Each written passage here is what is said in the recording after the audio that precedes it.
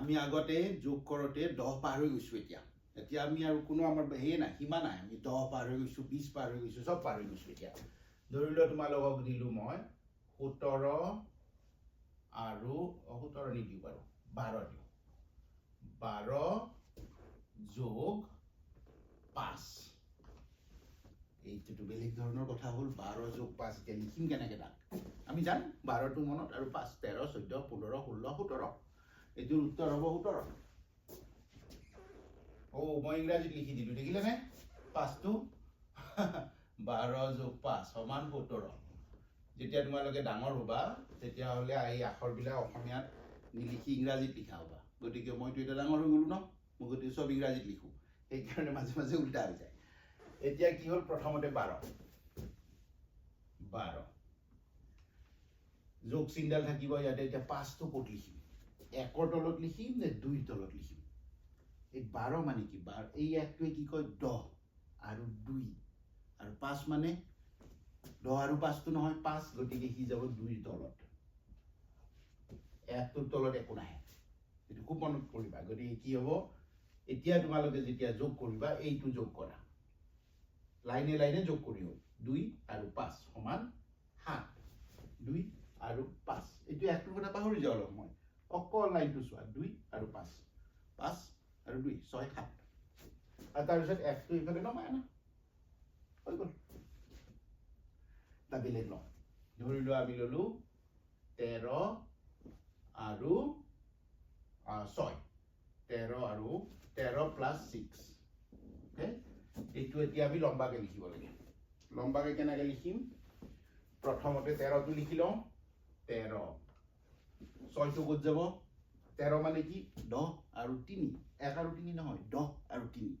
এই প্ৰথমৰ সেইটোৱে তোমাক কৈ আছে 10 পাৰ হৈ গৈছোঁ আমি 10 আৰু 3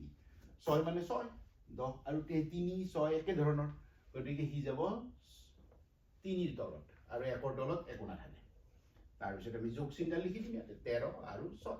এতিয়া তোমালোকে যেতিয়া যোগ কৰিবা এই লম্বা লম্বা লাইনে লাইনে যোগ কৰি যোৱা 3 একটোৰ কথা পাহৰি যোৱা অলপ সময় 3 আৰু 6 সমান 9 হয়নে নহয় 6 3 আৰু 6 ডাঙৰটো মনত আৰু 3 7 8 9 আৰু তাৰপিছত একটো নমাই আনি ইয়াতে লিখি দিয়া 19 এনেকৈ হ'লে খুব সহজ হৈ যায় আৰু এটা উদাহৰণ ল'ম দেই এতিয়া ধৰি লোৱা ডাঙৰ এটা ল'লোঁ আমি ল'লোঁ 23 কিমান ডাঙৰ সংখ্যা 23 আৰু কিমান ল'বা 6 ল'ম 23 আৰু 6টো আগতে ল'লোঁ ন ল'লোঁ 23 আৰু 5 যোগ কৰিম এইটো লিখাৰ আগতে মই ইয়াতে লিখিম 23 আৰু 5 এতিয়া লম্বাকে কেনেকৈ লিখিম প্ৰথমতে 2 আৰু 3 এইটোৰে 23 হ'ল 5টো ক'ত যাব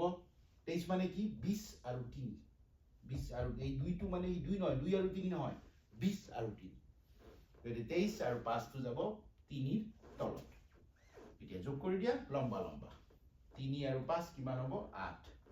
আৰু 2টো ইয়াতে তলত নমাই আনা 28 হৈ গ'ল কিমানেই যেতিয়া তোমালোকে ডাঙৰ দেখিবা দেখিলে প্ৰথমতে আমি কিমান সৰু সৰু সংখ্যাবিলাক যোগ কৰিছিলোঁ এতিয়া আমি কিমান ডাঙৰ ডাঙৰ সংখ্যাবিলাক যোগ কৰি আছোঁ কিন্তু নিয়মটো কিমান সহজ প্ৰথমতে সিহঁতক লাইনত লিখি লোৱা লাইন হোৱাটো বিৰাট দৰকাৰী 5টো যদি ইয়াতে দি দিয়া ভুল হৈ যাব 5টো যদি 2ৰ তলত লিখি দিয়া 23 আৰু 5টো যদি 3ৰ তলত নিলিখি যদি 2ৰ তলত লিখি দিয়া ভুল হৈ যাব কাৰণ 23ৰ সেই 3 আৰু 5টো হে একে ধৰণৰ ই নহয় ই 2 যদিও সি 20 গতিকে 20 আৰু 5 সিহঁতে বেলেগ গ্ৰুপৰ মানুহ নম্বৰ গতিকে তেনেকৈ তোমালোকে যোগবিলাক কৰিব পাৰা এতিয়া তোমালোকৰ কিতাপততো বহুত উদাহৰণ আছে সেইবিলাক এতিয়া তোমালোকে কৰা